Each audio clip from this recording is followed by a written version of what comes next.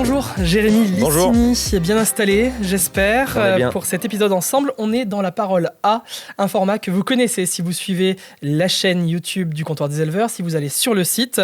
C'est le format dans lequel on laisse libre parole à nos invités. Et aujourd'hui, c'est ton tour, Jérémy. Parfait. Merci beaucoup. On t'a invité parce que tu es éleveur et tu as aussi un profil atypique puisque tu es un champion de France, quadruple champion de France, mais ça on va y revenir dans quelques instants.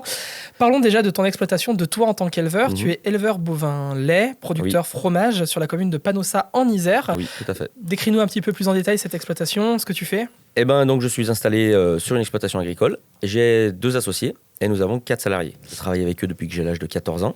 À l'époque, j'étais en stage. Et en fait, j'ai vraiment sympathisé, parce que c'est des gens qui sont exceptionnels. On a sympathisé, je suis resté, j'ai fait les saisons, j'ai remplacé une des salariées qui était à l'époque enceinte. Je suis parti 2 ans pour faire un autre métier à côté. Je pouvais pas me passer de ça, donc je suis revenu. C'est un métier qui avait rien à voir avec l'agriculture ? Non, j'étais chauffeur de tractopelle, je déterrais des lignes haute tension. Okay. Alors c'était très bien payé par rapport à l'agriculture, ça, il n'y a aucun souci. Et non, je suis revenu quand même à la base, en sachant que mes parents ne sont pas agriculteurs. Qu'est-ce qui t'avait manqué dans ce boulot le contact avec les animaux, le contact avec mes associés, justement, parce qu'on avait, pour moi aujourd'hui, c'est comme mon frère et ma sœur. Et puis le fait de... surtout de produire pour les gens, quoi. Faire plaisir aux gens. Quand les gens nous disent oh là, j'ai mangé vos fromages, ils étaient exceptionnels et tout, c'est, on va dire, c'est le Graal, quoi. Alors comment tu perçois un petit peu ta profession aujourd'hui, notamment avec la situation des éleveurs bovins lait ? Est-ce que faire du fromage aujourd'hui, c'est risqué ou c'est un bon filon ? On va dire qu'aujourd'hui, si vous faites pas de la diversification, c'est très compliqué. Un éleveur de lait qui est tout seul, et c'est 365 jours par an, matin, soir. Donc c'est vrai que nous, on a cette flexibilité où, avec nos associés, on a mis un roulement en place. Et là, à ce moment-là, on peut avoir une vie à côté. Et c'est vrai qu'aujourd'hui, ce qui fait que ton travail avance, c'est ta vie aussi. Ton épanouissement personnel. Et la charge psychologique est nettement plus importante que la charge de travail, en fait. Du coup, il y a vraiment une importance à travailler en équipe. À s'associer, travailler en équipe. Alors, c'est toujours pareil, c'est très compliqué, l'association. Il faut savoir, des fois, souvent, se remettre en place. Se dire qu'on n'a pas toujours raison, que les autres ont sûrement aussi raison. Et il faut vraiment trouver les bonnes personnes. On parlait de ton exploitation. Ton cheptel, ça ressemble à quoi ? Nous, on traite à peu près 45 vaches laitières. Et on fabrique entre 1000 et 1200 litres de lait par jour. Ok. Voilà. Considérable. Voilà. Et puis on a une coopérative qui nous récupère le lait le dimanche, va nous dégager le dimanche quand même pour être tranquille. Il y a quelques mois, il y a certaines voix qui se sont élevées dans le milieu pour demander une rémunération juste et nécessaire. Comment toi tu juges un peu le moment que nous vivons dans le secteur ? En sachant que nous on n'est pas forcément impacté, puisque moi je vends en direct donc aux grandes surfaces, je vends aux bouchers, aux traiteurs, aux cantines scolaires. On a beaucoup de cantines scolaires. Et du coup, nous, on valorise notre produit nettement mieux que les autres. Donc on est maître de nos prix. Et en fait, vu qu'ils ont besoin de ce produit d'appel, banco, quoi. Donc tu as ce pouvoir. Moi, j'ai ce pouvoir. On a le pouvoir quand même de dire non même aux grosses... C'est nettement plus facile de parler à un monsieur comme ça que de parler à une industrie. Moi, par exemple, quand Danone achète mon lait, c'est pas moi qui décide le prix qu'il me l'achète. J'aimerais bien qu'il me l'achète plus cher, mais c'est pas moi qui décide. Par contre, quand moi je vais vendre mes bouteilles de lait à Monsieur Leclerc, c'est moi qui décide. Donc il faut bien choisir son client. C'est pas eux les patrons, c'est nous les patrons. On choisit le prix de vente. On choisit qui on fournit et voilà. C'est nos conditions, c'est nos conditions de vente. Et surtout, les grandes surfaces aujourd'hui, ils sont obligés et tenus de nous rémunérer à 15 jours. Donc fin de mois, 15 jours, nous on fait une facture fin de mois, 15 jours, c'est viré sur le compte, il n'y a jamais de problème. De ce côté-là, il n'y a jamais de problème. Et tu as monté un compte Instagram qui s'appelle Envoie du lourd tonton. Envoie du lourd tonton, Déjà, ça te rend hyper sympa auprès de tout le monde. Oui. On dit le nom du compte Instagram. Ça fait rire tout le monde, puis ça reste dans la tête, quoi. Donc souvent, les gens me disaient mais pourquoi Envoie du lourd tonton ? Je dis, c'est une époque où, quand je suis arrivé justement au truck trial, parce qu'on reviendra sûrement après, je suis arrivé là-dedans, et puis moi, je faisais de la moto à l'époque, et j'ai rencontré une équipe qui faisait du truck trial, et j'étais un peu le tonton, quoi. Et je faisais aussi du 4x4 et j'envoie du lourd. Donc du coup, c'est parti sur ce délire, envoie du lourd tonton. Et c'est là aussi, à ce moment-là, que j'ai rencontré ma femme. Donc c'est pareil, on en reviendra après aussi. Et puis c'est resté, envoie du lourd tonton. J'ai dit, tiens, avec ma femme, on va créer la team et on va l'appeler comme ça. Je voulais quand même revenir sur ce compte Instagram parce qu'aujourd'hui, la plupart des agriculteurs sont branchés, réseaux sociaux, tout ça. Oui. Mais tout le monde n'est pas aussi influent ou en tout cas produit du contenu de manière très régulière. En tout cas, c'est ce que tu essayes de faire sur Instagram, surtout sur TikTok. Surtout sur TikTok, L'idée, c'est vraiment de t'adresser directement à tes abonnés et aux personnes qui s'intéressent de près ou de loin au monde de l'agriculture. Oui, et puis par ces vidéos, moi j'essaie de faire voir que l'agriculture, c'est pas non plus... on se lève, on monte dans un tracteur, on traite une vache, on est un paysan, on a des bottes, on a un béret. On n'est plus dans les années 30. Aujourd'hui, je pense que les gens, quand ils me croisent dans la rue, si je leur dis pas que je suis agriculteur, voilà quoi. Et il dit, c'est pas possible, ce gars-là, il est pas paysan, quoi. Non, mais alors, quand on regarde ton compte, quand on regarde le compte Instagram, on trouve des trucs de fou. Oui. C'est-à-dire qu'on est loin, en effet, du béret fourche. Voilà. Toi, tu driftes en tracteur, par exemple. Voilà, ouais. Je fais du drift en Manitou, je fais des tonneaux en camion, je fais du... Mais t'as pété combien d'appareils ? Zéro. Zéro. J'ai en touche du bois, hein, en touche du singe, comme on dit. J'ai pas cassé de matériel. Parce qu'en fait, j'adore la mécanique. Je suis passionné de mécanique et j'aime pas maltraiter la mécanique. Donc il y en a beaucoup. Quand j'ai fait mon drift en Manitou, par exemple, la vidéo, elle a fait je sais pas combien de milliers de vues. Et là, on a cet exemple-là parce que justement, c'est une vidéo qui a beaucoup tourné et qui a bien marché. Et oui, puis moi, je me suis éclaté avec. Puis les vaches, elles me regardaient comme ça, d'un air de dire, mais il fait quoi Mais elles ont l'habitude maintenant. Ça fait bientôt 20 ans qu'elles me voient. Voilà. Et il y en a beaucoup qui ont dit, oui, mais les pneus, ça se voit que c'est pas toi qui paye les pneus. Donc déjà, si, c'est moi qui paye les pneus, c'est moi qui paye le crédit du Manitou. Et quand vous avez des pneus sur un béton mouillé par du lisier, l'usure, c'est 0. La casse mécanique, c'est 0. Il y en a qui m'ont dit, ouais, mais tu vas te mettre dans un poteau. Ouais, mais... Oui, c'est sûr que si on voit tous les pires scénarios du monde, il peut nous arriver plein de choses. C'est pareil, hein, il y a peut-être même Ben Laden qui aurait pu me jeter un avion dessus quand je t'apprête faire ça. Au bout d'un moment, arrête, prends le temps, regarde la vidéo, kiffe, fais-toi plaisir, arrête de critiquer. Et bah, du coup, moi je pose une autre question que des haters ont dû t'adresser aussi. Ça sert à quoi de faire ce genre de vidéo ? Absolument rien. Mais absolument rien. Moi je me lève le matin, c'est pas pour plaire à tout le monde, c'est pour m'éclater, pour faire vivre ma famille et puis pour faire progresser mon entreprise, grandir mes enfants, tous les jours aimer un peu plus ma femme. Hein, si je peux. Et puis voilà, quoi, ce que les gens pensent de moi, en fait, j'en ai totalement rien à faire. Et c'est comme ça aussi dans ma commune. Et c'est ce qui ressort sur mes vidéos, c'est que tu m'aimes, tu restes, tu m'aimes pas, zap.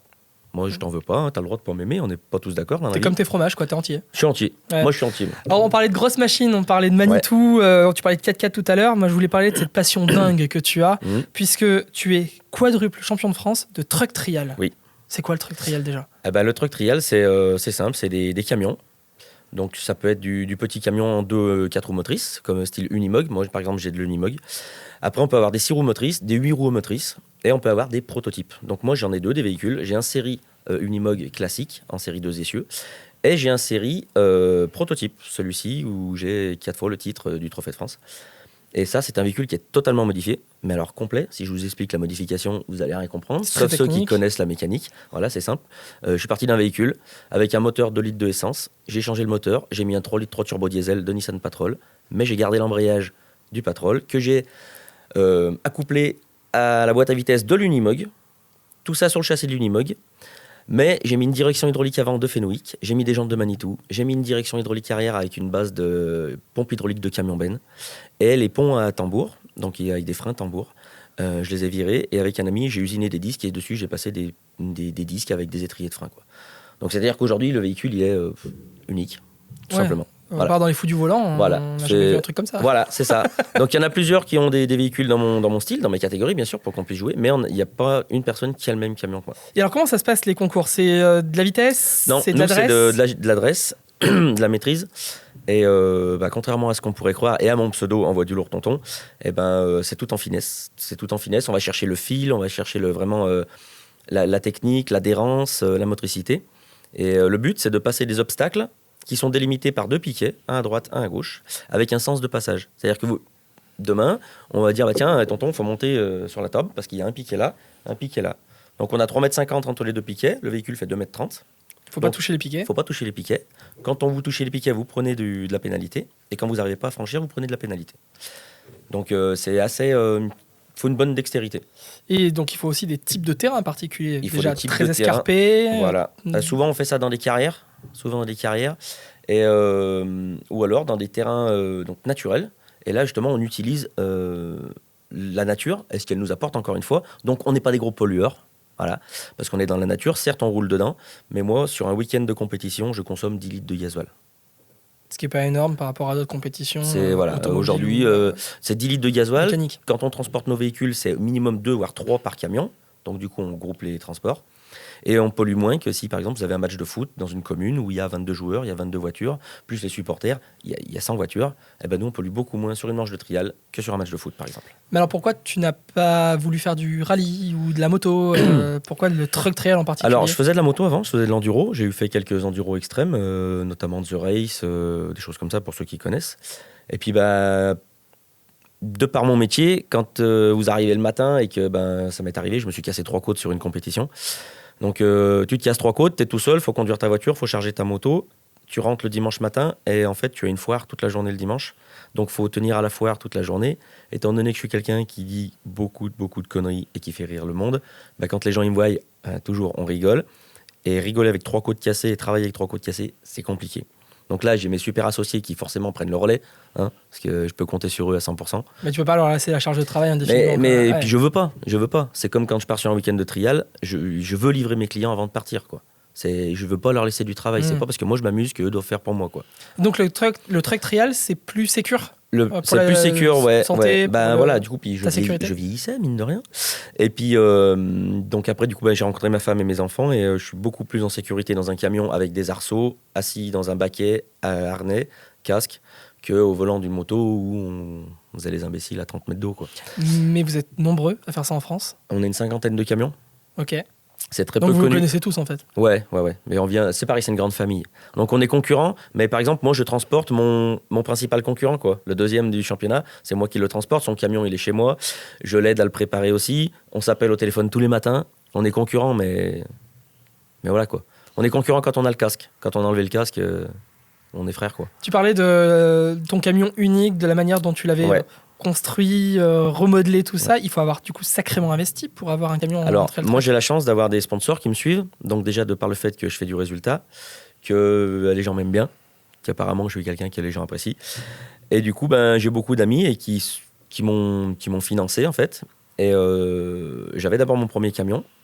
On va dire qu'une saison de trial, à la louche, c'est entre 6 et 8 000 s'il n'y a pas de casse. Donc c'est assez simple, on va dire, de trouver du budget pour ça. Moi, je suis quelqu'un qui fait aussi pas mal d'associatifs, donc je sais faire de la charcuterie, je fais plein de choses, donc je fais des animations. On a vendu des vêtements, beaucoup de vêtements, parce qu'en fait, ça a pris. Et, du coup, tout ça, ça nous a payé le premier camion. Du premier camion, on a eu du sponsoring, et justement, un peu avant le Covid, là, en 2019-2020, j'ai un sponsor qui m'a fait un gros chèque. Et le Covid est arrivé, et on n'a pu faire qu'une manche. Et là, je me suis dit, tes sponsors, ils t'ont suivi, ils t'ont fait un gros chèque, il faut que tu leur fasses quelque chose. Qu'est-ce qu'on fait ? Qu'est-ce que je fais ? Je dis à ma femme, qu'est-ce qu'on fait ? Il faut qu'on leur fasse quelque chose, c'est pas possible. Les gars, ils peuvent pas avoir investi en nous, ils croient en nous, et nous, on est bloqués. Alors, c'était pas de notre faute foncièrement. Mais moi, je me sentais un petit peu redevable. Alors, du coup, je lui ai dit à ma femme, tu sais quoi ? Je fais un deuxième camion. Elle m'a dit, ah bon ? Ouais. Elle me dit, d'accord. Et le truc, c'était, tu fais un deuxième camion, mais enfin un deuxième bébé. Je dis, ok. Donc, j'ai eu ma deuxième fille. En même temps que j'ai fait mon deuxième camion. Okay. Ouais. Et en fait, on a toujours tapé ce délire où t'as un camion, on a une fille, t'as un deuxième camion, on refait un enfant. Et du coup, j'ai 2 filles qui sont aussi folles de ça, comme ma femme est folle aussi du camion. Et du coup, je l'ai fabriqué en 3 mois. Mon deuxième camion, tout prototype, là, que j'ai modifié, en 3 mois, je l'ai fait. C'était l'époque du Covid. Et donc, ta fille en 9 ? Et ma fille en 9 ? Oui, non, en 2 minutes.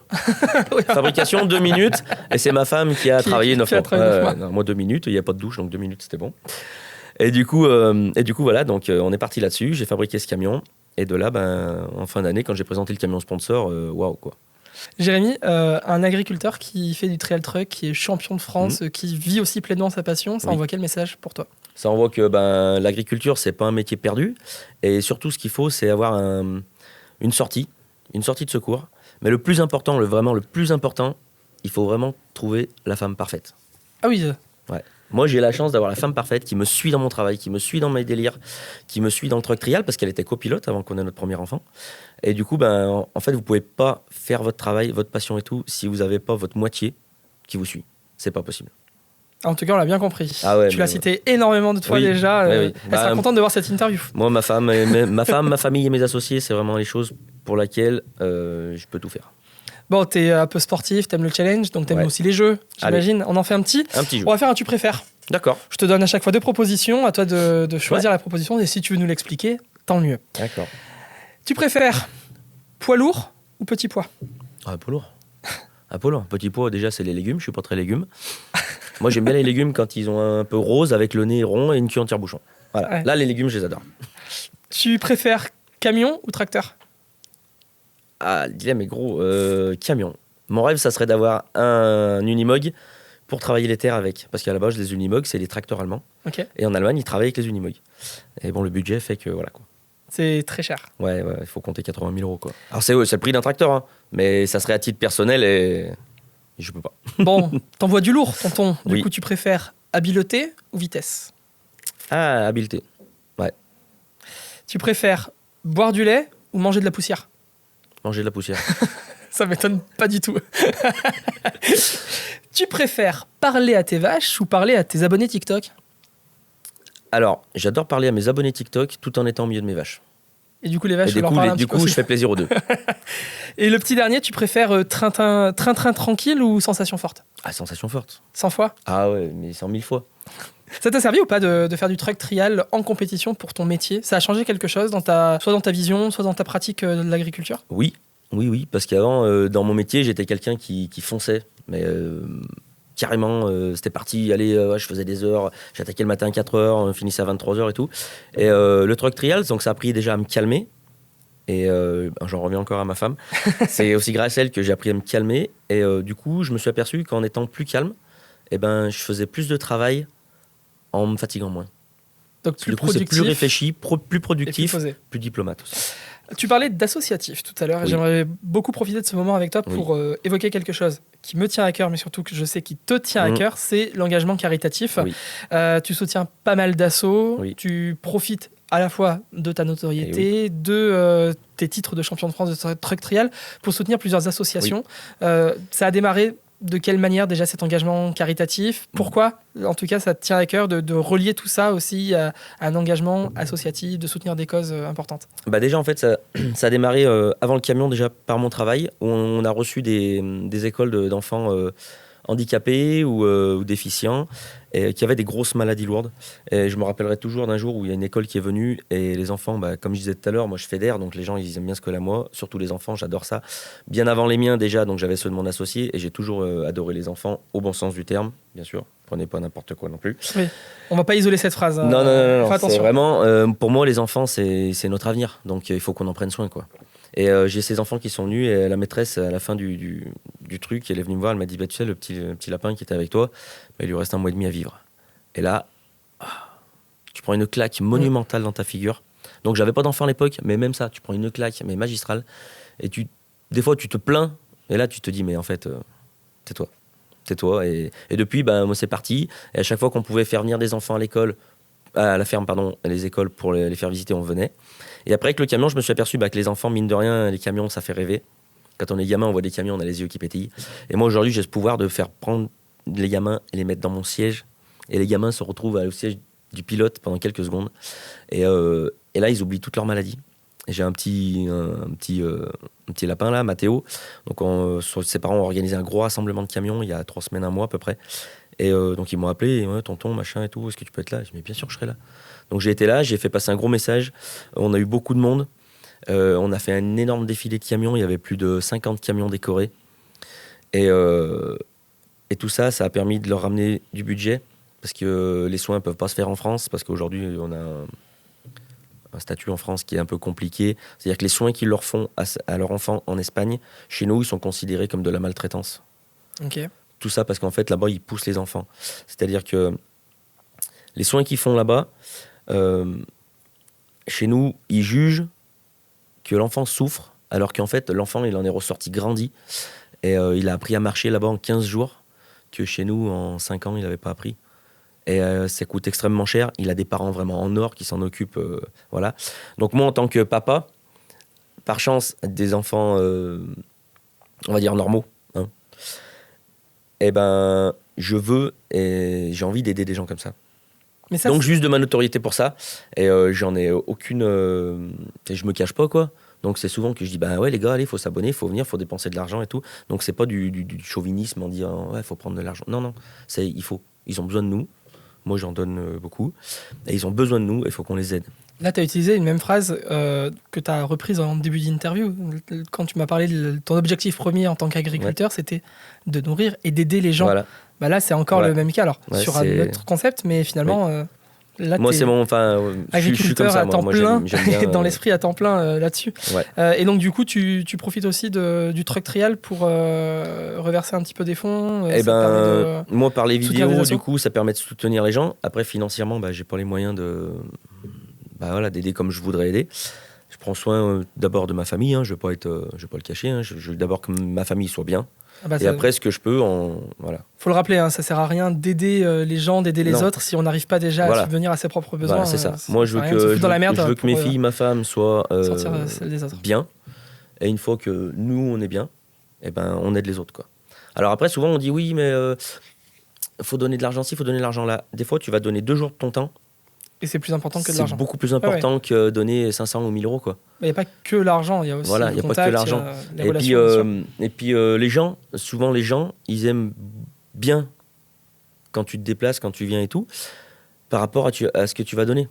Tu viens, tu donnes 20 euros, mais en fait, tu n'en as rien à faire de l'histoire. Ouais, t'es gentil, t'as donné 20 euros, mais en fait, tu l'as fait limite par... voilà, quoi. Je l'ai fait. Non, bah moi, quand j'y suis entier. Et je suis parti de chez moi, c'était 4h30, 5h du matin. Je me suis fait presque 2 heures de route avec mon porteur. Donc, mine de rien, tout ça, le gasoil, l'autoroute, le machin et tout, c'est un week-end où moi, j'ai claqué 500 euros. Et c'est de l'argent dépensé. C'est de l'argent dépensé pour la bonne cause. Et du coup, ça a apporté du monde. Et puis, les buvettes ont tourné, les payants ont tourné. Enfin, voilà. Puis, ils ont récolté du budget. Donc, si la buvette tourne, généralement, c'est que c'est la buvette tourne. Alors, on a bien fait tourner aussi. De ce côté-là, on a bien donné. Mais voilà, c'est que pour la bonne cause. Carte blanche, c'est notre petit moment de fin d'émission. À chaque fois, Jérémy, avec notre invité, on laisse à l'invité 30 secondes pour qu'il parle d'un sujet qui lui tient à cœur. Alors, on a évoqué déjà énormément de choses ensemble, beaucoup de choses qui te tiennent à cœur. Oui. Mais si tu avais quelque chose à ajouter, un sujet que tu aimerais qu'on approfondisse là sur les 30 dernières secondes, ce serait quoi ? Déjà, je voudrais remercier mes associés parce que sans eux, on ne pourrait pas vivre tout ce qu'on vit aujourd'hui jusqu'à maintenant. Ma femme aussi, mes filles. Et après, je crois qu'on a compris pour sa femme. On l'a. Ouais. Et surtout, je voudrais que les jeunes qui arrivent, ils continuent à croire en l'agriculture. Même si c'est compliqué d'y croire, il faut y croire. On est là, nous, pour vous aider. Comme je dis, moi, ça fait déjà bientôt 17 ans que je suis installé, j'ai 40 balais, j'ai plus la fougue de mes 20 ans. Mais je vois qu'il y a des tas de jeunes qui sont sur les réseaux, qui nous suivent, qui sont à fond. Mais moi, quand je vois ça, je me suis refait. Là, on a fait le sommet, on a fait, je sais pas, peut-être 200, 300 photos. Les jeunes, ils sont au taquet. Mais non, on voudrait faire... Allez-y, les gars, allez-y. Ça va être compliqué, mais je suis l'exemple où on peut réussir sans avoir de famille agricole et sans être dans le milieu. Le tout, c'est de la motivation, de l'envie, de la volonté. Tout simplement. Si quelqu'un veut créer Envoi du lourd Neveu, il y a peut-être un partenariat à faire. Envoi du lourd Neveu, ça peut le faire, mais par contre, les gars, va falloir envoyer du lourd parce que on fait pas les choses à moitié. En tout cas, t'en as envoyé dans cette interview. Merci beaucoup, c'est avec plaisir. Jérémy, d'avoir été avec nous pour cet épisode de La Parole A qui se termine, mais vous pouvez le redécouvrir sur YouTube, sur le site du Comptoir des Éleveurs, en audio, sur les plateformes de streaming, Spotify, Deezer, et puis bien sûr, les réseaux sociaux sont ouverts pour recevoir vos commentaires, vos likes, vos partages, et puis on peut discuter ensemble, bien entendu. Merci à tous. À bientôt.